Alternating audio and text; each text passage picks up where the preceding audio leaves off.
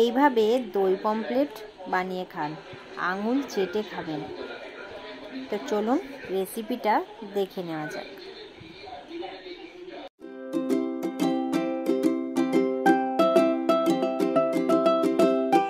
দই পমফ্রেট করার জন্যে এখানে আমি নিয়ে নিয়েছি 3টে মাছ।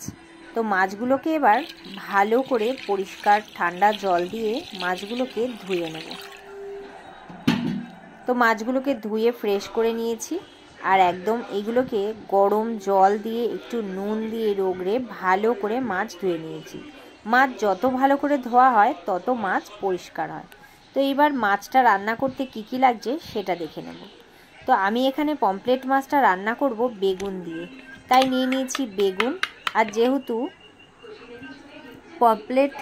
দই পমফ্রেট, তাই এখানে নিয়ে নিয়েছি দই, এখানে নিয়ে নিয়েছি সর্ষে বাটা, আর এখানে ধনেপাতা, কালো জিরে, পেঁয়াজ, কাঁচা লঙ্কা নিয়ে আর ভালো করে একটু দইটাকে ফেটিয়ে নিতে হবে। তো এবারে মাছটাকে নুন আর হলুদ মাখিয়ে নিতে হবে। মাছটাকে ভালো করে হলুদ আর নুন দিয়ে ভালো করে মাখিয়ে নেব। আর মাছটা অনেকটা বড় বড় ছিল, তাই একটু দুটো টুকরো করে নিয়েছি। তো এবার মাছটা নুন হলুদ মাখানো হয়ে গেছে। কড়াই এবার তেল গরম করে মাছটাকে ভেজে নেব। তো দই পমফ্রেট তৈরি করব। অনেক তো খেয়েছেন দই কাতলা, রুই কাতলা, সব খাওয়া হয়েছে। তো আজকের বানাবো দই পমফ্রেট, দুর্দান্ত স্বাদের আর ভীষণ সুন্দর একটি রেসিপি। তো দই পমফ্রেট করার জন্য খুব বেশি দই লাগে না, অল্প পরিমাণে দই হলেই হয়ে যায়।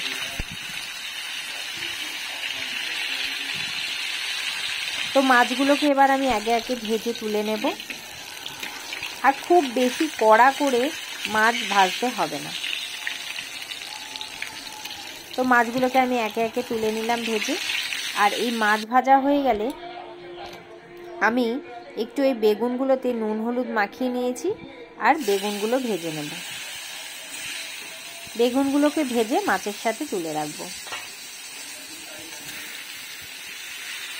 তো বেগুনটা আমার ভাজা হয়ে গেছে, আর এখন বেগুনটাকে মাছের সাথে তুলে রেখে দেব। তারপর বেগুন ভাজা হয়ে গেলে কড়াই যে তেল আছে তার মধ্যে আরেকটু অল্প কিছু তেল দিয়ে তার মধ্যে আমি কালো জিরে দিয়ে দেব। ফোড়নের জন্য কালো জিরেটা দিয়ে দিলাম। তারপরে দিয়ে দিলাম কাঁচা লঙ্কা আর কুচানো পেঁয়াজ।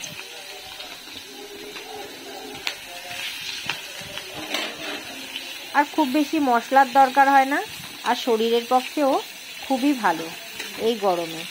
তো এখন কাঁচা পেঁয়াজটা আমি একটু বেশ ভাজা ভাজা হয়ে যাবে, এতে দিয়ে দেবো নুন, তাতে করে পেঁয়াজটা তাড়াতাড়ি ভাজা হয়ে যাবে। তো পেঁয়াজটা ভাজা হয়ে গেলে আমি এখানে দিয়ে দিলাম আদা বাটা। আদা বাটাটা দিয়ে পেঁয়াজের সাথে ভালো করে মিশিয়ে নেব। আর বেশ একটু গ্রেভি গ্রেভি তেল ছেড়ে যখন আসবে ততক্ষণ পর্যন্ত অপেক্ষা করব। আর ঝালটা নিজেদের পরিমাণ মতনই দেবেন। তো এখানে আমার বেশ একটু পেঁয়াজটা হালকা ভাজা ভাজা হয়ে এসছে। তো আরেক কিছুক্ষণের জন্য এটাকে একটু আমি ভেজে নেব। আর গ্যাসটাকে একদম লো ফ্লেমে করে তারপর ফ্যাটানো টক দইটা দিয়ে দেব। টক দইটা দিয়ে এটাকে আলতোভাবে হালকা হালকা করে নেড়ে নিতে হবে।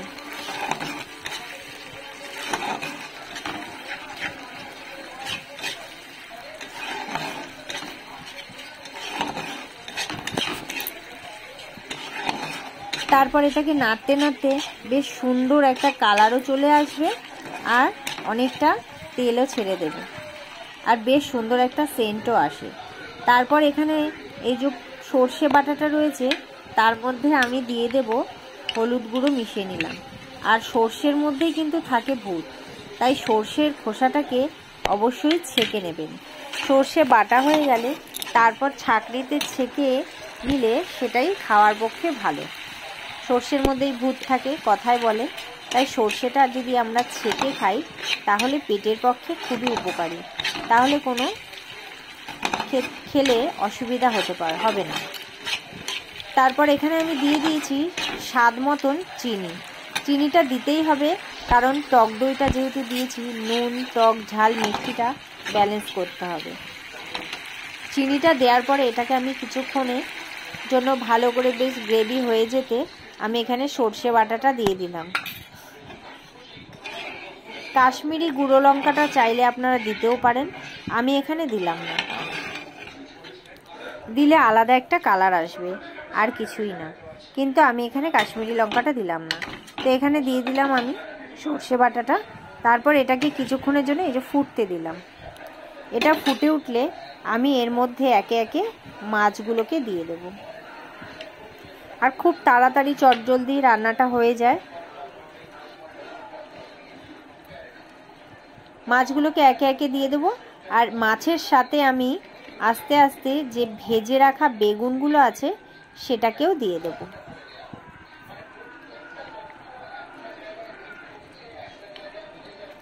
আর যেহেতু আমি সর্ষেটাকে ছেঁকে নিয়েছি, তাই পেটের পক্ষেও ভালো, সাথে আছে টক দই, স্বাস্থ্যের পক্ষেও ভালো। খুবই উপকারী একটা রেসিপি আপনাদের সাথে শেয়ার করলাম। অবশ্যই ট্রাই করবেন বাড়িতে, আর বানিয়ে খাবেন, আর সকলকে খাওয়াবেন, দেখবেন ভালো লাগবে। একদম আঙুল চেটে খাওয়া দাওয়া হবে। তো এইবারে আমি এটাকে কিছুক্ষণের জন্য ঢাকা দিয়ে রেখে দেব, যাতে এটার মধ্যে ভালো করে মাছের মধ্যে বেগুনের মধ্যে মানে ঝালটা মশলা টক সব ঢুকে যায়। তো এটা কিছুক্ষণের জন্য আমি ঢেকে রাখবো। আর কয়েকটা কাঁচা লঙ্কা একটু ওপর দিয়ে দিয়ে দিলাম, যার দরকার হবে সে কাঁচা লঙ্কা দিয়ে খেতে পারবে। তো হয়ে গেছে এটা প্রায় আমার। এটা আর একটুখানি কিছুক্ষণের মতন হলেই আমি এটার মধ্যে ওপর থেকে একটু কাঁচা তেল ছড়িয়ে দেব। আর এই কাঁচা তেলটা কিন্তু দিলে দারুণ হবে। কাঁচা তেলটা দেয়া হয়ে গেলে এটা কিছুক্ষণের জন্য রাখলাম।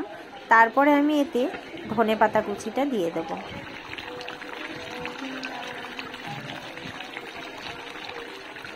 ব্যাস হয়ে গেল আমার রান্না।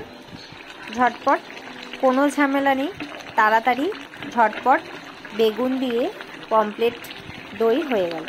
দই পমফ্রেট বেগুন দিয়ে দারুণ লাগলো, আর খেতেও খুব সুস্বাদু। তো এরপর আমি এটাকে নামিয়ে দেখাচ্ছি। ভীষণই সুন্দর একটি রেসিপি আপনাদের সঙ্গে শেয়ার করলাম। বাড়িতে অবশ্যই ট্রাই করবেন, নিজেও খাবেন, সকলকে খাওয়াবেন, আর আঙুল চেটে সবাই মিলে খেয়ে নেবেন। কেমন লাগলো অবশ্যই কমেন্টের মাধ্যমে জানিয়ে দেবেন।